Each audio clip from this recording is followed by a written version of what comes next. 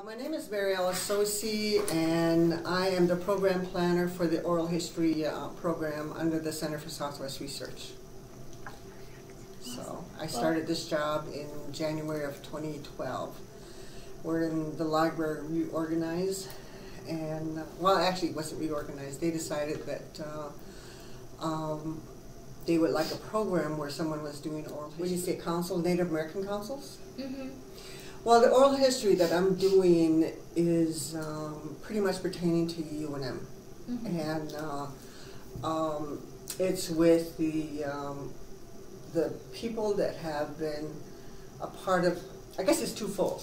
One is that to record the history of UNM with Native Americans in whatever capacity.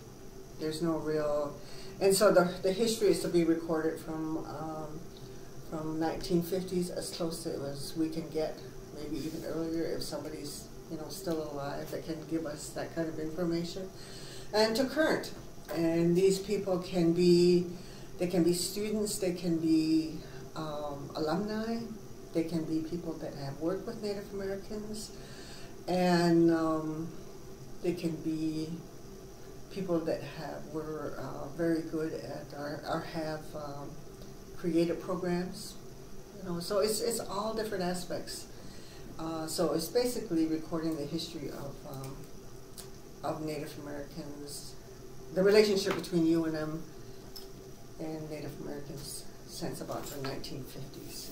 So as far as how the councils will use it and how it would be used in management, I think that there's several things here that we're trying to do. Number one is basically have this available.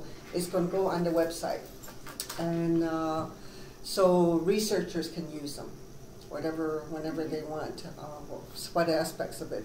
But we're hoping that the researchers will be, it can be community members, can be tribal members, can be high school members, it can be international researchers, that. So it's all, aspects. So it's not like, it's going to be available to anybody.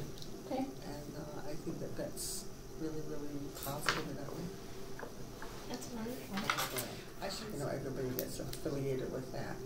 I know there's a boarding school. I think it was a boarding school where they did all this kind of research on it. There's the American Indian oral history. So there's really, specific areas that people can do. And I went to the oral history conference.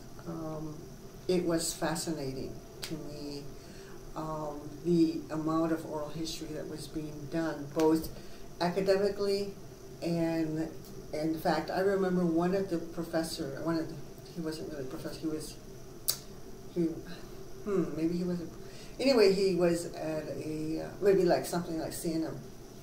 And part of his class was for the students to do oral history. And that basically was to interview someone in their family.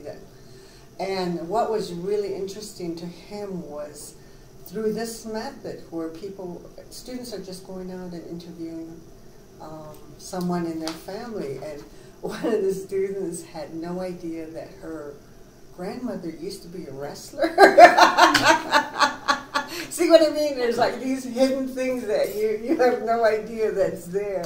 And so she ended up interviewing her grandmother, who was really in the forerunner of a lot of things, a lot of women. She was out there wrestling. And then the other thing that was really interesting to him was through this oral history, the byproducts or the byproducts of learning that comes out of it.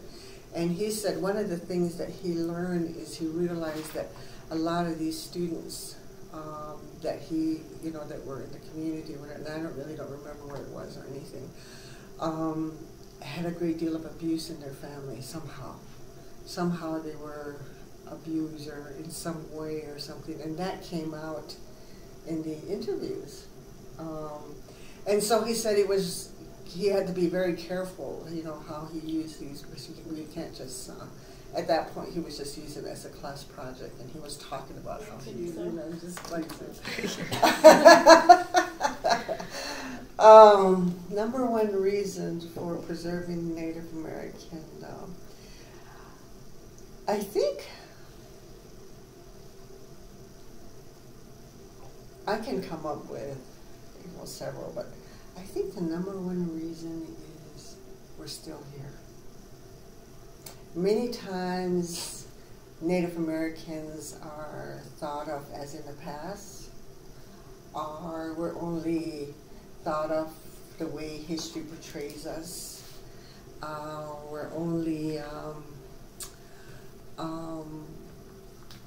in fact, many times people say like, oh, I didn't even know anything about Native Americans.